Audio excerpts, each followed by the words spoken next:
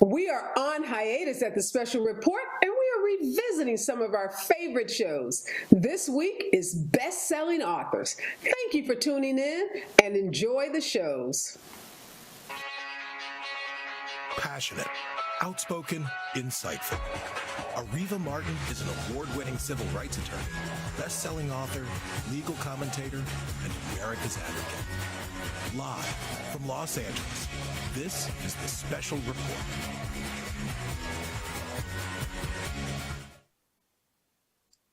Good morning and welcome to the winter season of the Special Report. I'm Areva Martin and I'm your host. We have all new shows every Monday, Wednesday, and Friday at 9 a.m. Pacific Standard Time.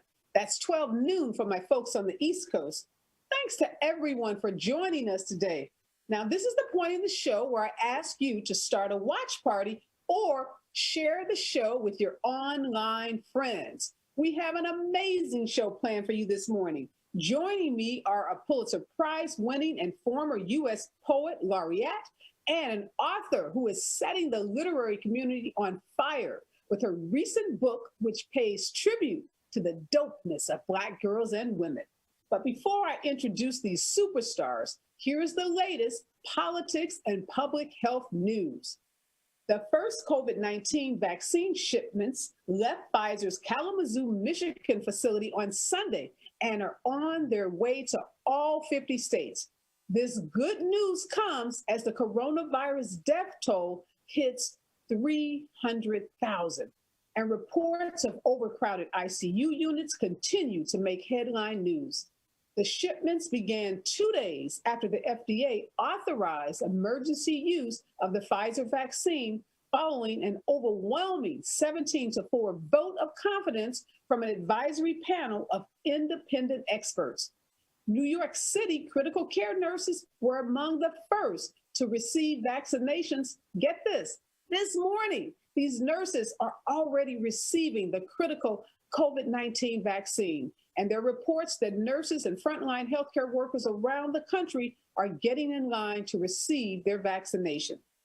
The vaccine offers much needed hope in battling the devastating coronavirus pandemic, which is ripping through urban and rural communities throughout the country, devastating families and communities and wreaking havoc on the U.S. economy.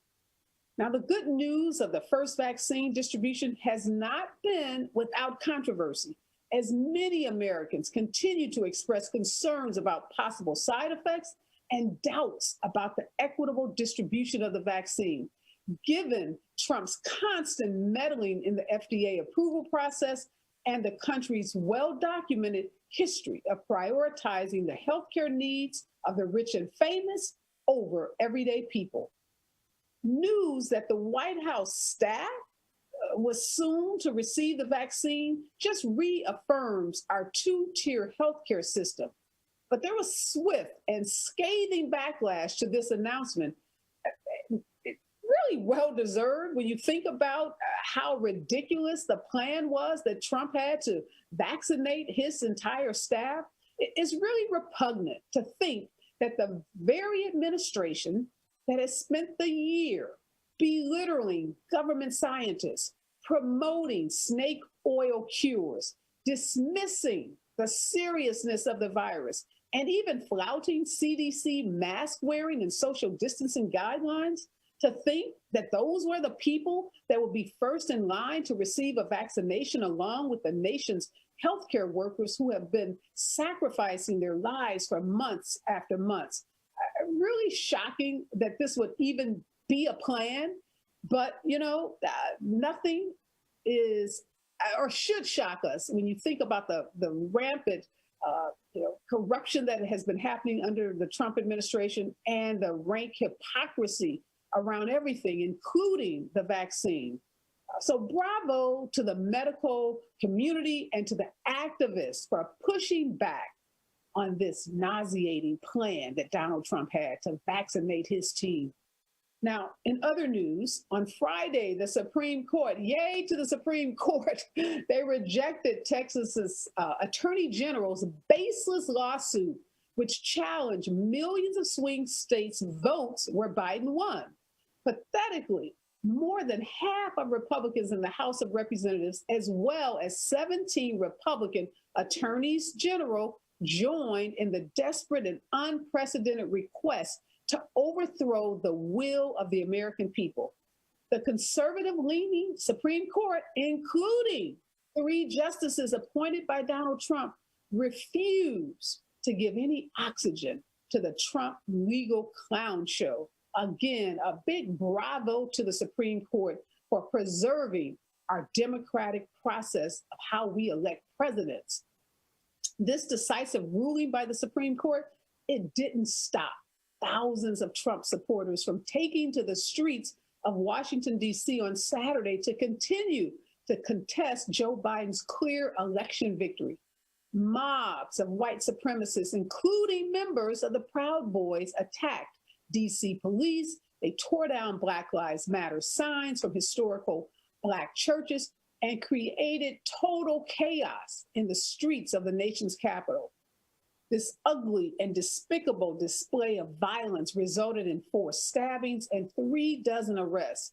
Now, what did Donald Trump do when he saw this mob out protesting in the streets of Washington, D.C.?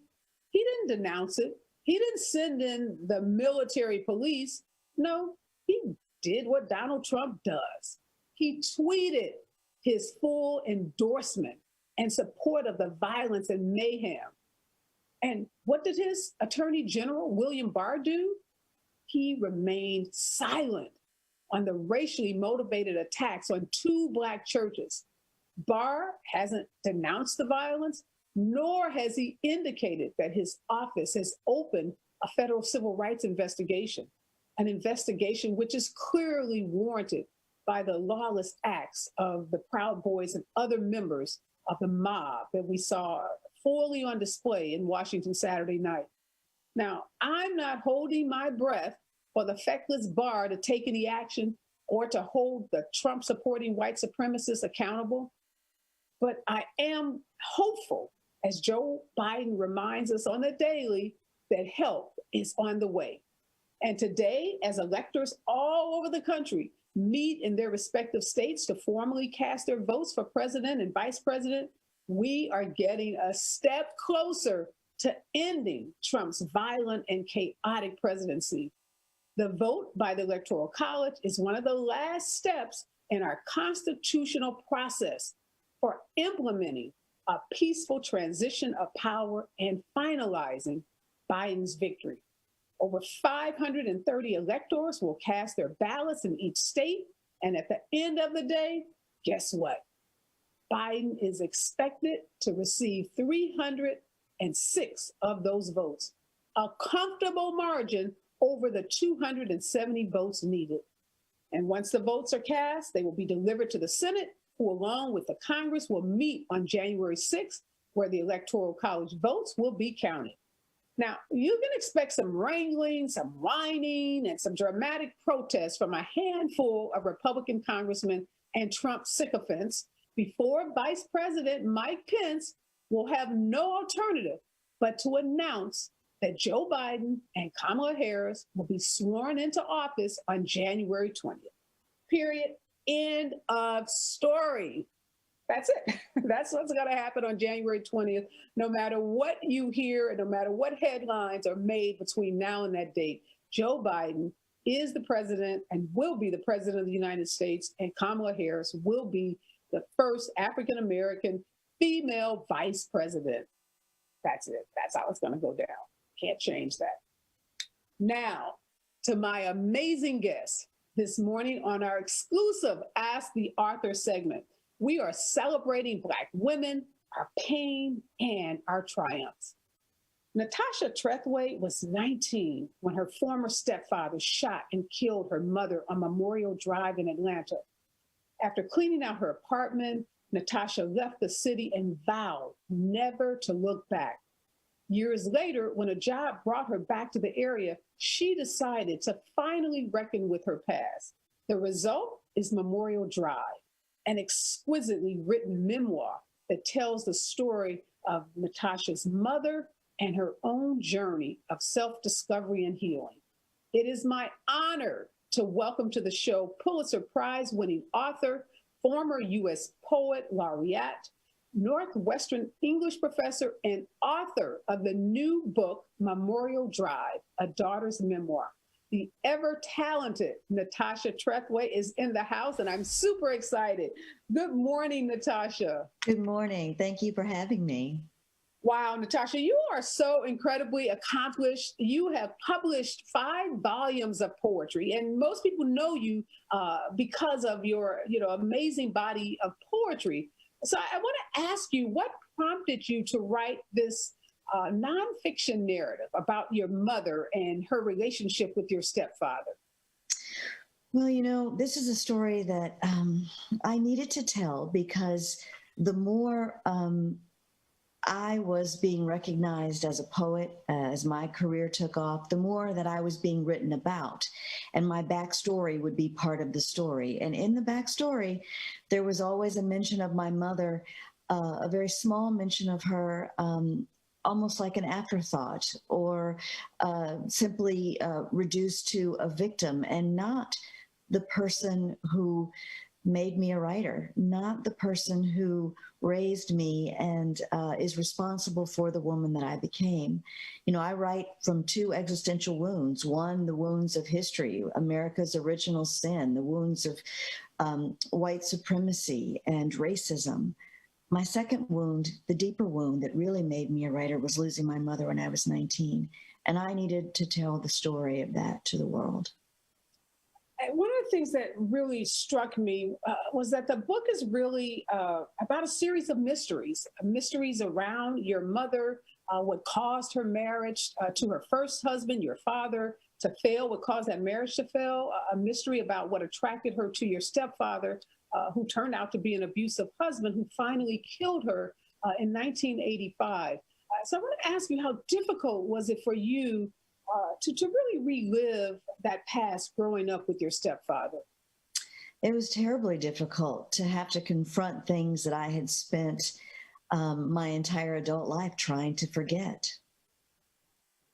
Yeah, there are some really incredible passages in the book where you describe your childhood and what it was like having a Black mother and a white father in Gulfport, Mississippi. Can you share more about your upbringing, being the daughter of an interracial couple? Well, I grew up in Mississippi in a very tight-knit African-American community. This is a community that had been founded not long after emancipation by former slaves. And my mother's family was pretty prominent in the community among people who knew them. My uncle's son owned a nightclub, a baseball team. My grandmother was a seamstress, and my great aunt Sugar, her sister, helped to found a church right there in the community. And so I lived a kind of lovely, sheltered existence among them. And when my mother met my father at Kentucky State College, which was, an HBCU, he came back to Mississippi with her, and into that community he was welcomed. So, he was, the only white guy living in the community, and yet he was part of that close-knit, sheltered, lovely life that I had before their marriage ended and we moved to Atlanta. And then what happened when you moved from that Mississippi community that you just described, where your mom was a part of this prominent family? Things changed, though, when your mom moved to Atlanta. Tell us about that period in your childhood. We moved to Atlanta so that she could go to graduate school at Atlanta University to get a master's degree in social work. And so I spent every 3 months back home in Mississippi. That was life-saving, to get to go home and be with my grandmother. But our world was very different in Atlanta. And not long after we got there, she met the man that would become her second husband and her killer. And when you talk about your stepfather in the book, you mentioned that your mom, I guess, made more money than he did. He was a Vietnam vet. Do you think that played, the fact that she, was financially better situated than he was, that played some role in the abuse that your mom suffered at the hands of your stepfather? I think it was a factor in that. I think that it probably angered him terribly. It seems very much to me like Alice Walker's wonderful novel, The Third Life of Grange Copeland. And in that novel, a character named Brownfield is so jealous of his wife's education and elegance that he has to sort of beat it out of her. I want to step back for a minute, because you also in the book describe your mom giving birth to you in this segregated hospital. And you say that you were born on the 100th day, I guess, anniversary of the Mississippi Confederate. They celebrate the Mississippi Confederate Memorial Day. Why that passage? Why that historical reference point about that historical note in Mississippi, and how it ties into your actual birth? Well, I mean, I think it's important to place the examination of one's personal history within the larger context of history. As Baldwin said, the history of the Negro in America is the history of America. And the idea that a daughter of miscegenation, interracial marriage that was illegal there and in as many as 20 other states in the nation at the time of my birth, born on Confederate Memorial Day, in the midst of an onslaught of celebrations around the state to glorify the lost cause and white supremacy and the attempt to maintain slavery in this country. Yeah. I found that so moving, particularly given the moment that we're in, Natasha, this moment of racial reckoning that's happening. I don't know when you started writing this memoir, but did you, in your wildest dream, imagine that the book would be released in this year where we've seen global protests around the killing of George Floyd, and we've seen America really wrestle yet again, with the issue of systemic racism? No, I could not have imagined that. And yet it makes sense to me. Being a native Mississippian, it feels to me that what we've seen again and again is what so many of us have known was always there, festering just beneath the surface. And I've always been concerned with those symbols of hate and white supremacy that are meant to tell Black people to stay in their place. It's hard to get around them when you grow up in the Deep South, and it's everywhere, in the monuments that are erected, in the flag, in the names of buildings and roads and bridges, so many things named for staunch Confederates and Klansmen and governors, generally often the same, one and the same. So, in your book, you're obviously telling the impact of that racist South. And, we've read about it in history books, and you tell your story through the lens of someone who was actually born during that time and grew up in that period. But you also tell this really powerful story about domestic violence. And I was moved by, I guess, the part in the book where you said, even as a fifth grader, you had some self-awareness of the abuse that your mother was suffering, and you went to tell a teacher. Tell us about that experience. Yeah, it was in the fifth grade that I first was made aware of what was happening. And I decided that I had to do something about it. I knew that it wasn't right. And so the first thing I did was, because I wasn't able to concentrate in school that day, I told my fifth grade teacher that it had happened. And her response to me was, well, sometimes adults get mad at each other. And there was nothing that she was going to do at that moment. And so I went home still thinking that I had to try to do something. And so I thought that if I told my mother that I knew about it, somehow that would make it stop. I think she must have believed that too, because that night I heard her tell him that Tasha knows, and it didn't stop anything. So you had the courage as a, I don't know, fifth grader, maybe you're 11 years old, 12 years old, to actually have that conversation, Natasha, with your mom? I did. And I think that having that courage has everything to do with the kind of resilience and strength that was instilled in me in that early childhood community, and by watching my mother, who was incredibly strong. I've had the opportunity on the show, Natasha, to interview victims of some domestic violence, particularly in this COVID crisis. There's been an increase in violence. And one of the things that so many of the women that I've had a chance to talk about is how the lengths that they go through to try to hide the violence from their children.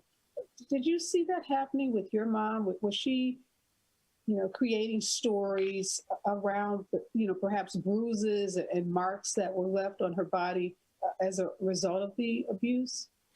I think she tried very hard to protect us from knowing, and to keep it from people she worked with. She writes about a moment where even her veneer of strength breaks down, and some of her coworkers realize what's going on. But she was very effective in protecting us. There's a particular moment where I come home from school and I'm really excited because I've just joined the literary society and I've written a short story, and I announce that I'm going to be a writer. And he looks at me and basically tells me I'll do no such thing.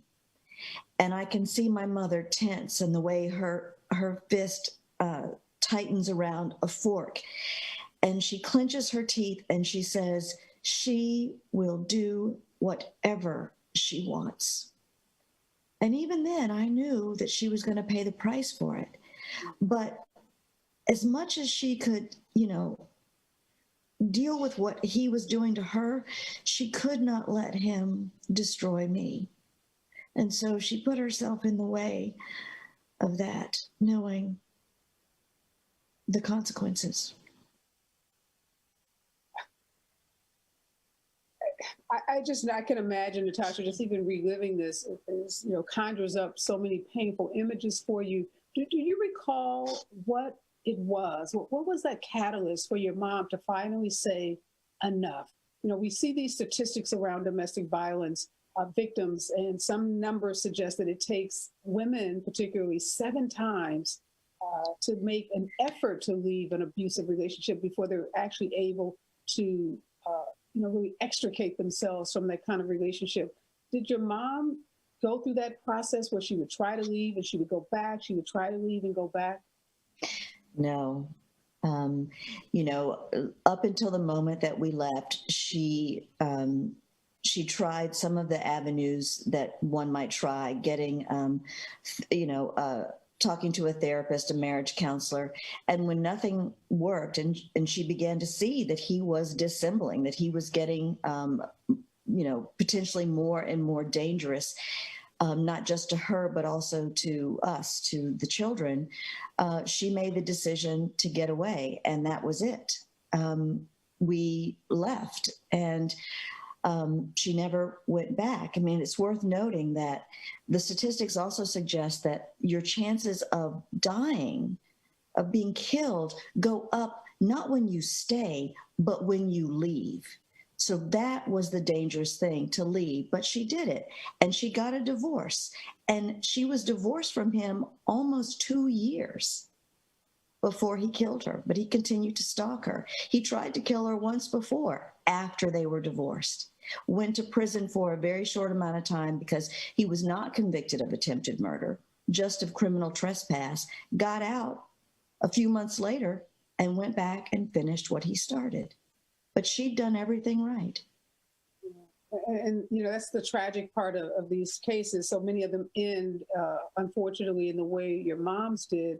Even when women do everything right, as you said, they get a divorce, they sever all ties, they move away from the community where they perhaps even, had their kids in school and communities where they had ties.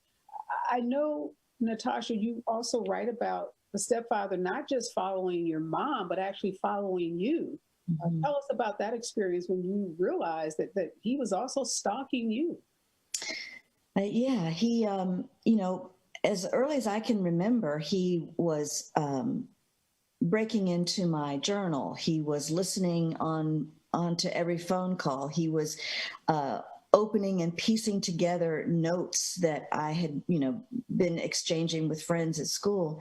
And on one particular occasion, I was going to see a movie with a friend and going to meet her in the parking lot at the school. And he jumped in the car ahead of me, and I didn't realize that he had done this. He jumped in his van and went to the school to see if that was indeed what I was doing.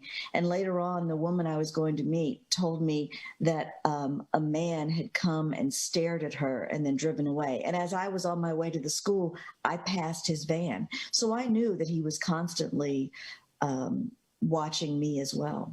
And he told my mother this, that he was watching me and could kill me at any time. As a lawyer, Natasha, what I also found really interesting about the book was that you had this encounter with a police officer that had actually been at the scene of your mother's death. And it was that encounter with that police officer that led you to be able to have access to, the evidence in her case. How did you have that chance encounter with that police officer? It was really serendipity, but I also think it has something to do with the way that you might put yourself back in the proximity of your past and be in a situation where you can run into it. My husband and I were walking from our home in Decatur, Georgia, to a restaurant downtown Decatur, and this man saw us, and he came over to our table in the restaurant and said, "Did I just see you walking from the hotel?" And because we weren't coming from the hotel, it never occurred to me that he meant in front of the hotel, that we had to pass by on our way to the restaurant. And so he apologized and said, "Oh, I'm sorry to bother you," and went and sat down. But then he sent us a round of drinks and another apology. And I thought, well, that's odd. So I decided to go and introduce myself. And when I did, he asked me what I did. And then I asked him what he did. And he said that he was an assistant district attorney in Rockdale County. And I just happened to say, "Oh, well, I knew the assistant district attorney here years ago." And he said, "How?" And I looked off toward the courthouse and I said, "Well, there was this case years ago." And that's when he said, "Was Gwendolyn Grimmett your mother and Joey your brother?" And the tears started to run down his face. And I looked at his wife and she said, "Not a day goes by that he doesn't think about your mother." He was indeed the first police officer on the scene the morning that she was murdered. And he had seen me in the jail later on and recognized me 20 years later. That is amazing. Oh my God. And I know that he then was able to give you the file. He told me that, 20 years, after 20 years, that they would be purging the records in the courthouse. And so he offered to get them for me. And he gave them to me with a bottle of wine. And he said, "You're going to need it." Because it included, all her statements, statements from witnesses that morning, her autopsy, all those kind of things were in it. I know you've said, Natasha, that for a long time you tried to just forget and very, very, really deeply, I guess, in your psyche, what had happened with your mom. And you say you regret that now. Tell us about, that moment at which point you said it was time to no longer, suppress what happened and to really just, lean into it and to embrace it. Well, in trying to forget those roughly 10, 12 years or so that we were in Atlanta and she was with him, in order to protect myself from the pain of it, meant that I also had to banish memories of her that I would have liked to have kept, that would have comforted me when I needed to think about her. You lose too much when you try to forget. But I think deciding that I needed to remember had everything to do with a reckoning, a personal reckoning, and realizing that indeed, this is one of the existential wounds that makes me a writer. and that rather than trying to cover it over or to bury it, I just need to expose it to light. As Rumi said, the wound is the place where the light enters you. And so rather than suppress it anymore, I decided to deal with it. Yeah, one of the critics that I read who reviewed the book said this book is about more than the abuse your mother suffered and her ultimate murder, but it's about the wounds of slavery and racism on the soul of a troubled nation. Do you think that's an accurate summation, Natasha? Well, because there is a through line, that is established early on in the book, as we talked about, not just my birth on Confederate Memorial Day, but the fact that my mother died in the shadow of Stone Mountain, which is our nation's largest monument to the Confederacy, that what we have emblazoned, even larger than Mount Rushmore, is a Confederate monument.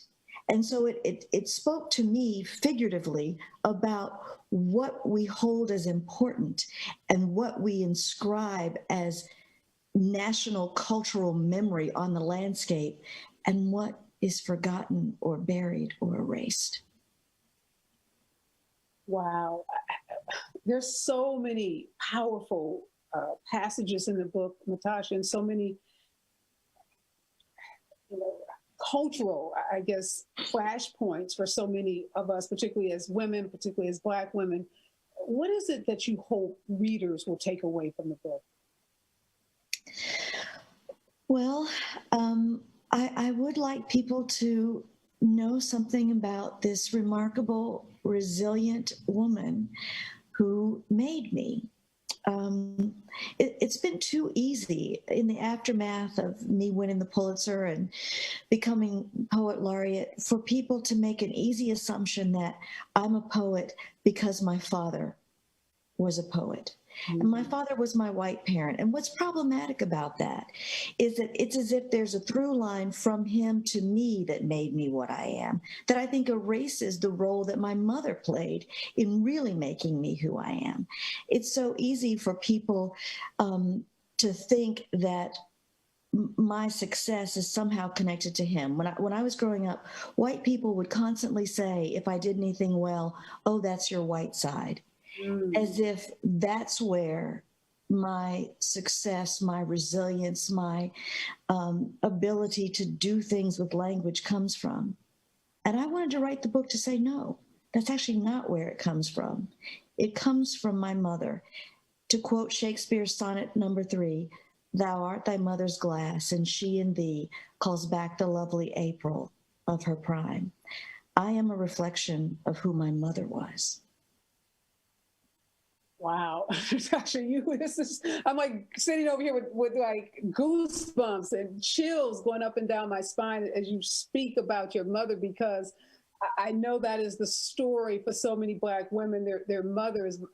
I grew up with a single mother who had 3 kids before she was 19 and didn't even graduate from high school. But boy, I sit here as a Harvard-trained lawyer, and all the accomplishments I've had in life is because of that 19-year-old high school dropout and the power that she had, and her mother who was in a wheelchair, and my godmother who was a janitor. So, you are speaking into the souls of so many women, and I just love that you found it within you to share that story, that your mom, your beautiful, brilliant, successful mother's story is no longer just another court case in Atlanta, but it is now something that all of us can share in.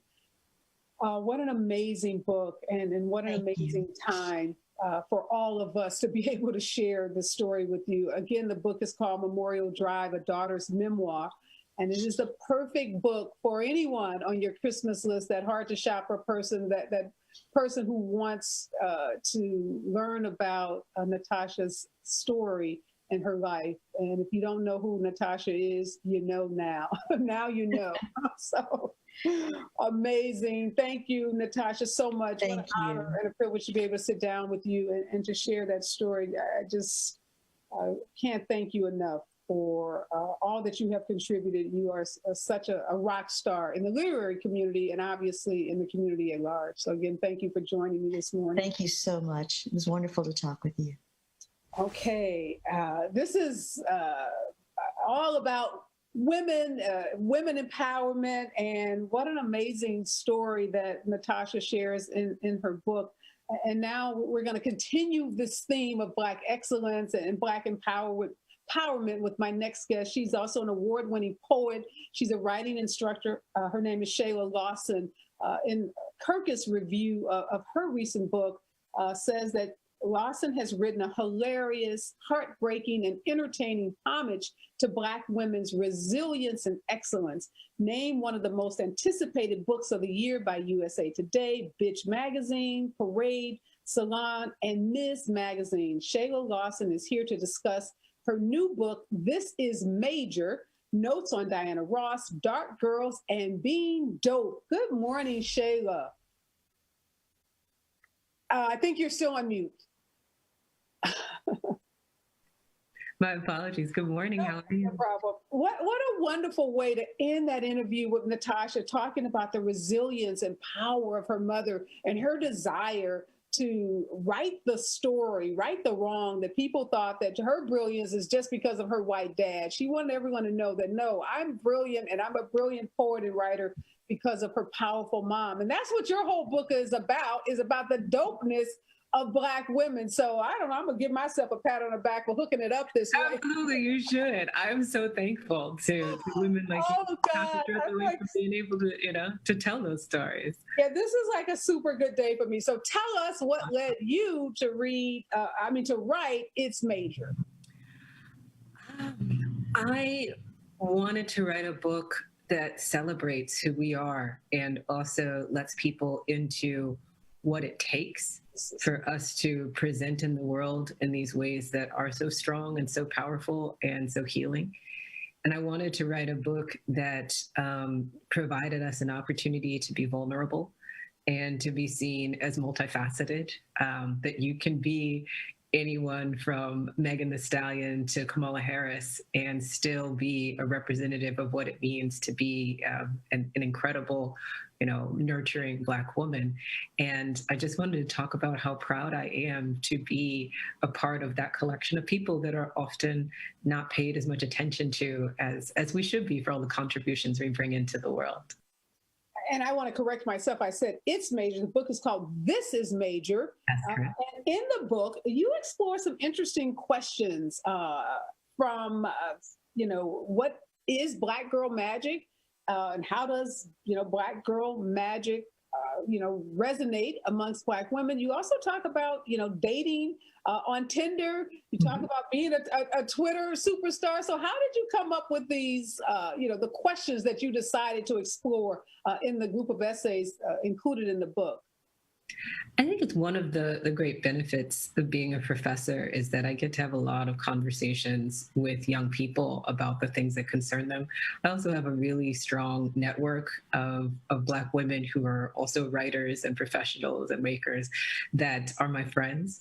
And so I very much base the book on brunch conversations and conversations I've had sitting across, coffee tables and places that I heard that we were still looking for ways to tell our story openly. And I like, as a writer, to do a kind of work that turns the common conception of an idea on its ear. So, for instance, when I write about Black girl magic, I talk about how threatening that idea is to our actual productivity because it continues to perpetuate the ways in which we're supposed to be superhuman. And it tells our young girls that they have to be magic before they can just be themselves. And why it's really important for us to start presenting other options for ways to talk about their beauty and their brilliance. And, when it comes to Twitter, Twitter is another place where we as Black people have really been kind of the champions of that space. But at the same time, we see it as a space where a lot of creators, a lot of content creators also find themselves exploited, and that there is this perception that because people have a place in this conversation, getting to hear Black people talk and interact with each other in ways that they normally wouldn't, that it's material that now belongs to them. So I spent a lot of time looking at what it means for that intellectual property and that issue that we've always experienced as Black people with owning our intellectual property. We've seen that happen with music as well. What it means to have a space like Twitter and treat Black people responsibly within it, and make sure that it's another place in which we are actually treated as major and not as minor characters that can be used and refashioned in ways that fit popular culture. And give some examples, Shayla, of when you talk about Black women being invisible to AI. Give some examples of that. Yeah, that's a wonderful kind of, art imitating life kind of thing. Because I love a good metaphor. And with AI, like there is a literal issue with the way that AI is constructed that prevents it from being able to see dark-skinned women. So phenotypically, that goes beyond just women who might define themselves as Black, but any women who fit the category of having darker skin, any feminine people that have darker skin. And that is work that is actually being done by, for instance, a scientist by the name of Joy Blumweeny, who is a dark-skinned woman who works in tech, and she has an algorithmic justice league to kind of correct the ways that what happens is, because machine learning is based on us telling machines what to think, we tend to think of it as being less biased than we are, but it carries our biases into these spaces that are going to last forever. So we encode our prejudices in the algorithm by only providing them certain visions of what a Black woman looks like. If this doesn't sound very much like what we deal with on a day-to-day basis, there are only a few versions of Black women that we're supposed to be. Computers think the same thing. So when I talk about the fact that AI can't see Black women, it's because they have the same trouble reading our faces as people tend to do, because they've not demanded that that's a part of their responsibility. So I couch it in an essay where I talk about the number of times that I've been mistaken for Whoopi Goldberg, which I have no problem with because I love Whoopi Goldberg, but I look nothing like her. And so it's an ongoing issue that, a lot of, I started with a conversation with some of my students, it's something that Black women experience quite often. And I was really interested in the idea that it continues to happen in the realm of AI and science as well. Well, yeah, just so that the viewers are clear, when we're talking about AI, we're talking about artificial intelligence, machine learning, as you said. So, maybe you're doing a command to your Alexa or your smartphone about Black women, and I don't know, you ask a question about maybe Halle Berry and Whoopi Goldberg comes up because the algorithm can't distinguish the two. And I read something really interesting about the book, because you said not only have you been mistaken for Whoopi Goldberg, but you've also been mistaken for Oprah Winfrey. My mother, we were at a book, my mother instilled a love of books in me very early, and we were at a book festival, and a man grabbed my mother by the arm because he wanted her to sign his book because he was convinced that she was Whoopi Goldberg. So convinced that she was Oprah Winfrey. Okay. And one of the things that's interesting when what happens with AI is that in Joy Blumweeny's work, she put Oprah Winfrey's picture into machine, and Oprah Winfrey's one of arguably like the most recognizable Black woman in the world, and the machine piped back saying that she was a man. And the same happens for Serena Williams. It happens for Michelle Obama. It happens for Sojourner Truth. When you put our faces into these machines, they register us as men or as animals. Sometimes the Google image search had to recall some of its AI because it was turning back pictures of Black people as pictures of gorillas.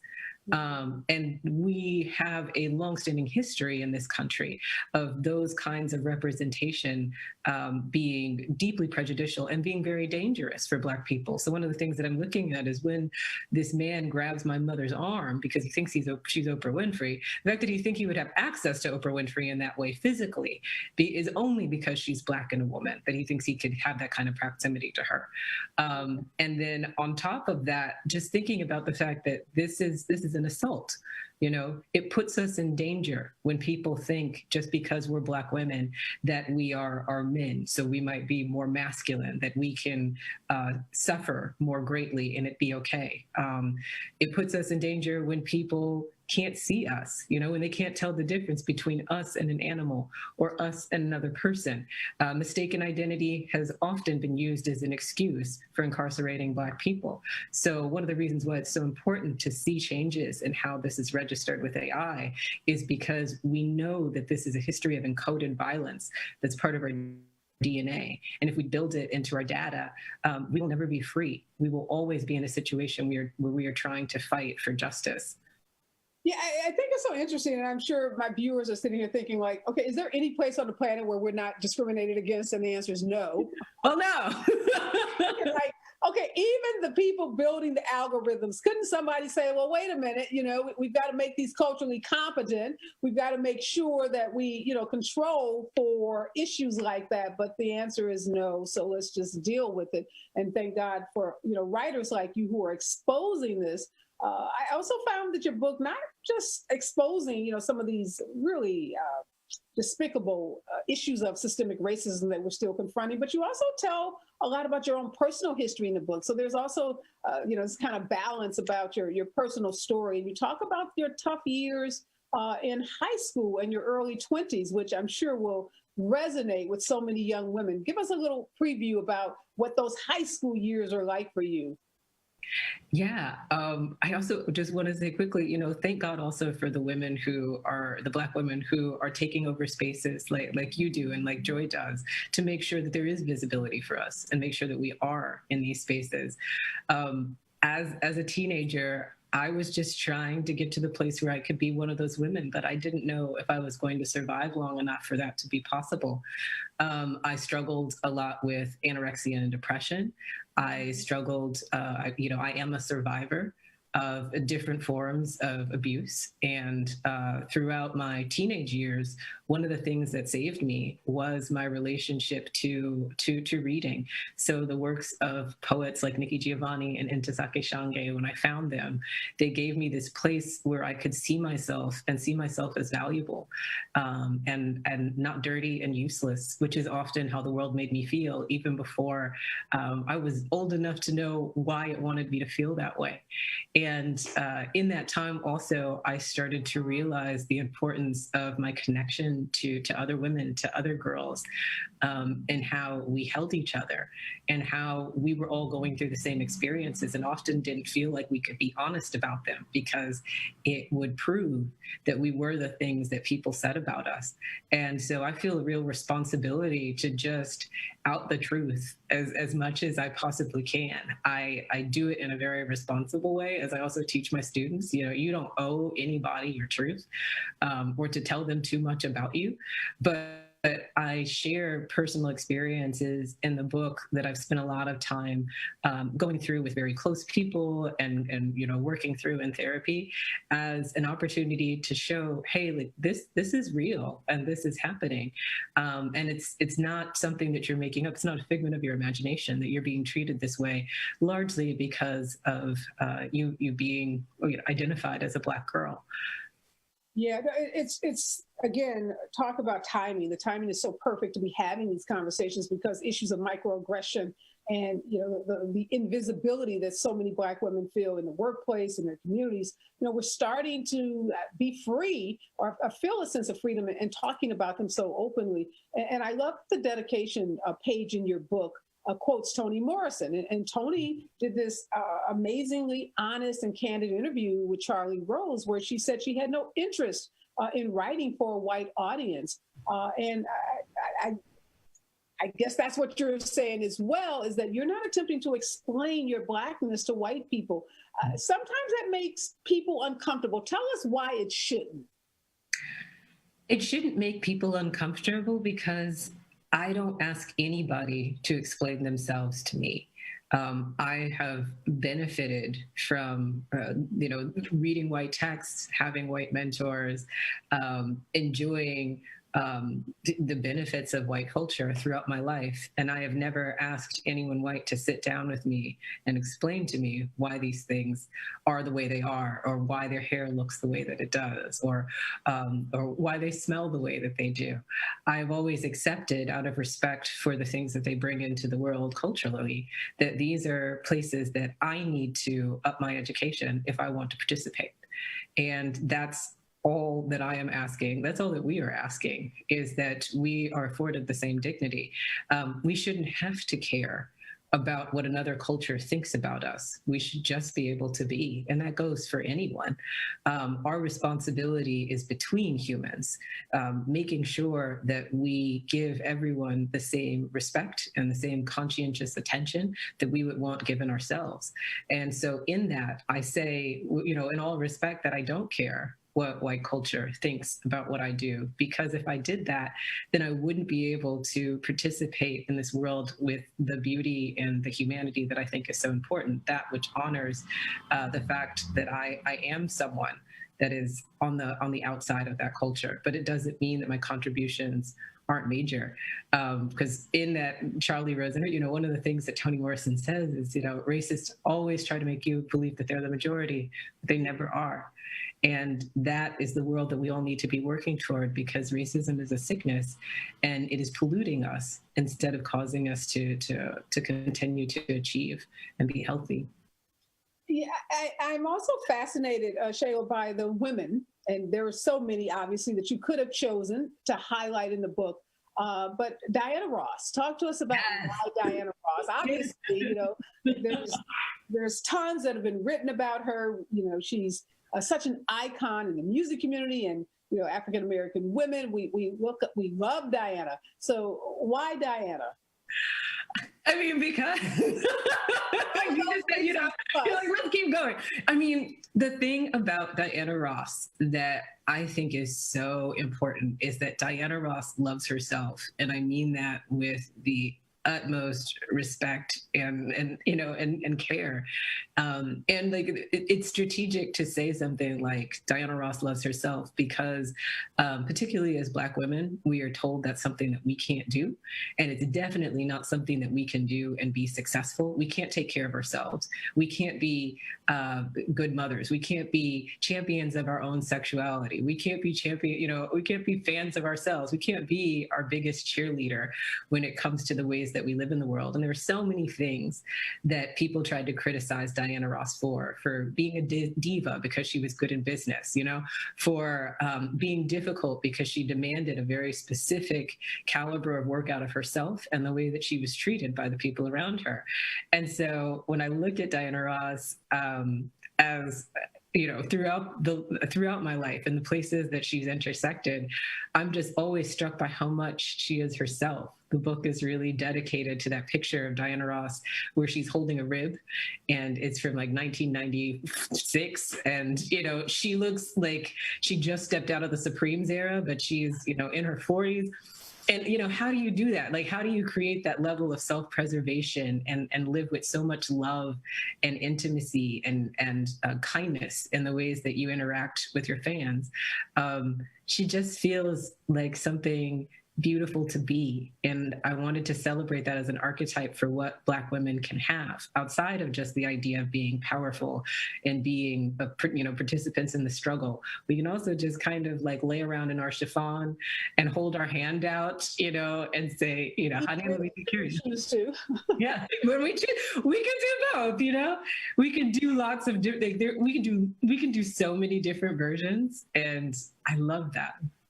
Shayla, so your book came out in June of this year, and that was before Kamala Harris obviously was nominated to be, on the ticket with Joe Biden, and before the election in November that confirmed that she will be our next vice president. Do you think that the rise of Kamala Harris, Stacey Abrams, so many of the women that we've seen, particularly on the political front over the last 6 months, do you think their images or their the high-profile nature that their lives have taken on is in any way helping make Black women less invisible? I think so, but one of the things that we are learning to get past is the idea that visibility is not representation. What we need is active legislative change. You know, we have moved from being an era of hope in the world of Obama to an era of equality. And that's what this upcoming generation is asking for. And so I'm so happy to see so many millennial women, so many millennial Black women take the stage in this political arena, and now to see Kamala Harris take the stage as our vice president. But the thing that we're going to be looking for is more than just being able to see them. We need to be able to see how not only them, but politics themselves start to represent them and start to represent us as one of the chief agents of change. Your book is clearly about, you know, Black girls and Black women being empowered and knowing how major we are. Why do you think now, in this particular moment in our history, our U.S. history, our history as Black folks, our history as Black women, why is that message, you think, you know, so important at this moment? I don't think this message is ever going to stop being important. What happened in terms of the timing is that things aligned where HarperCollins thought it was the proper time to bring that out into the world stage. But as far as me and my writing, it's the thing that I'm always going to be working on and writing on. It is my calling and it's my project to provide more visibility for the ways that Black women affect the world, because I want us to be protected. I want us to be challenged, and I want us to be looked after. And I see the only way for me to do that personally is to be as vocal as I can about the importance of that. Well, thank you so much, Shayla, for sharing your stories, for sharing your own personal experiences, and for really having the courage to tackle some of these really, you know, can be difficult questions.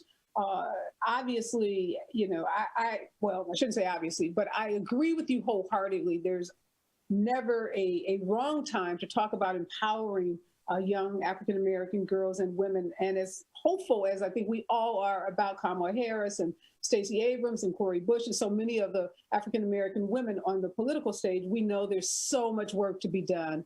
And we know that everyday girls in their communities, everyday Black girls are still struggling, you know, basic things, having, you know, access to computers for distance learning, having access to books, having access to clean water. Yeah, clean water. I mean, so there's so many issues that still face, that our communities still face. So your book is so powerful and so important as we try to move to a place of equality and equity for all Black girls and all Black women. Again, the book is This is Major. This is major, and you are major is the message that Shayla wants us all to know. Yes. Notes on Diana Ross, Dark Girls, and Being Dope. Best of luck to you. I'm encouraging everyone. Again, this is the Christmas season. Everybody's trying to scramble and figure out what to buy. Everybody's at home. So what better thing to do while you're at home than to read a great book? And this is a great book that I encourage you all to pick up and put on your reading list, not just for yourself, but this is a great book to give away as a Christmas gift. So again, thank you, Shayla, and happy holidays and best of luck to you. Thank you so much for having me. Oh, absolutely. All right. This has been an amazing morning for me. I feel super empowered. I love talking to brilliant women. I love talking to women who have the courage to share their own personal stories with the hope that it's going to uplift someone else. And sometimes in life, you don't know, who's listening, who's reading, who's watching, and how your own personal story, whether it's about a tragedy like Natasha's book about the tragedy of her mom being killed as a result of domestic violence, or it's Shayla's book where she is celebrating iconic women like Diana Ross. But both of these authors are giving us so much in this moment when we are all reckoning with this issue of racial equality and how we move to a more equitable society. So I encourage you to pick up Natasha Trethewey's new book and Shayla Lawson's new book. I want to thank those women again for joining me, and thanks to all of you for joining me this morning. Before I get out some words to live by, Dr. Martin Luther King famously said, "In the end, we will remember not the words of our enemies, but the silence of our friends." When the Proud Boys and other white supremacist groups burned a Black Lives Matter sign from the Asbury United Methodist Church in DC while dousing it with lighter fluid to intensify the flames, they were doing more than protesting Biden's win. This public act was intended to terrorize and to send a clear message to Black folks. The acts of racial terror and religious violence were reminiscent of cross burnings that were all too prevalent in the South not too long ago in this country we call America. Trump nor any of his Republican buddies have said anything to denounce these acts of racial violence. So I think it's a good time to check in with your friends. I'm out, y'all. Wear your mask, socially distance. Remember, we're all in this together. And remember, it's not too late to donate to special needs networks. We are giving away 3,000 baskets of healthy food and toys to needy families in one of the hardest hit areas in Los Angeles. This area has been hit really hard by COVID-19, and we want to make these families have a happy, happy holiday. So we are asking you, donate toys, donate your time if you live in the LA area to help make the holidays brighter for families. You can make a difference in the life of a child. So donate and be a part of this amazing event. I'll see you on Wednesday.